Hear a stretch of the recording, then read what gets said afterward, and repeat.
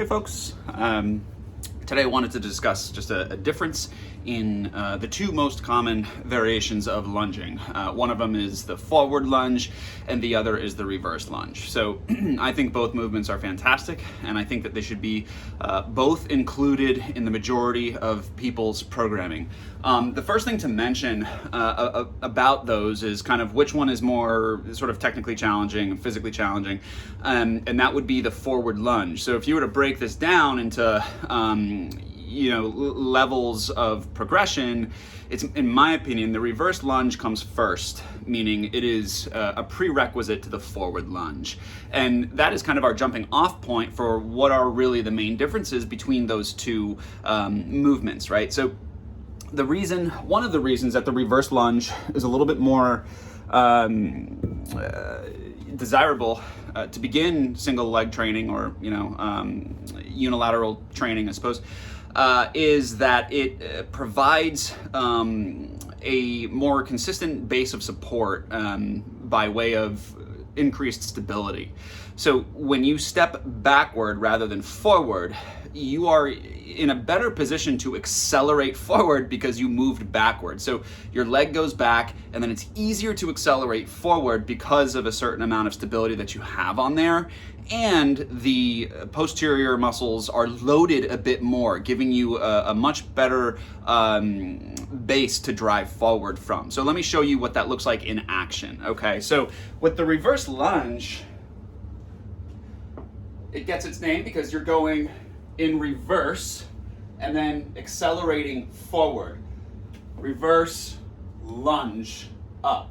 So again, the reverse lunge is a little bit more desirable based upon more stability when you have to come forward, okay?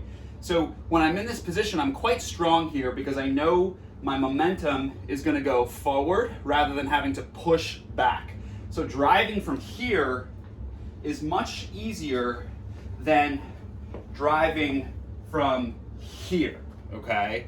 A lot more goes wrong when you're driving backwards rather than accelerating forward. So that's one of the main reasons that it's easier, which means that you're going to be able to load that movement a little bit faster, a little bit more progression, and you'll be able to do a variety of different loading patterns with it: front rack, back rack, dumbbell, goblet, and so on. So you'll be able to progress those more, making the forward lunge an easier endeavor later on. So positionally, it's just easier. And not only is it easier to get up from the lunge based on our ability to accelerate better in that reverse position, it helps you keep your sort of knee in alignment. Now, there are times where you do want your knee to go forward of the toe, but for general, ideas and practices, you typically want the knee to be kind of stacked over the ankle. This is our best bet for what we're trying to do with the principal version of the lunge, okay? So when you step back into a reverse position, it makes it much easier to keep the shin stacked over the ankle and then to come up. So there's really not a whole lot of opportunity for that knee to kind of go forward because I'm driving up to my standing position.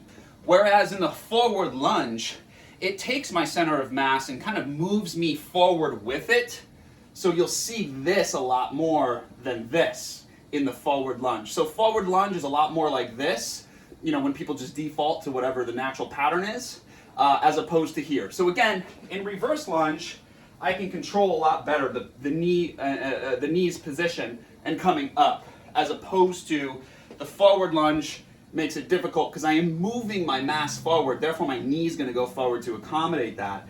And again, there's nothing inherently necessarily wrong with the knee going forward, but generally for people practicing lunges, we want to keep that knee from having too much forward drive so that we can have more of a balanced loading around it. So one of the other reasons that the reverse lunge I think is a great movement, particularly for beginners, and even greater for intermediate and advanced peoples because its loading potential is greater, but the low back recruitment is less likely on a reverse lunge. And here's what I mean by that. When you do a forward lunge, you've got to really drive hard, and usually it's going to take you back. This is one of the primary faults in a lunge that is forward. You'll see people load their back, so watch my back. It's going to sway. People will do that. So I stand up and I sway back, either because I'm not bracing or because my core is just weak or my legs are weak, and so my back has to do that. So these are, faulty mechanics of a forward lunge, but they're less likely to happen when you're having to accelerate forward. It's much less natural to want to arch to come forward. So if you have any low back issues, the reverse lunge is going to be a little bit safer for you. And that's pretty much it as far as what I wanted to describe within the lunge. And your attention span's probably ending right about now. Anyway, as I promised, I was going to discuss lunge variations, or kind of variations on unilateral movements. So we'll be doing a little bit more of that next week. If you have any questions about lunge patterns, or what they should look like, what they should feel like, what muscles you're using, or why you'd want to use them in the first place, just comment below and or send me a direct message. All right.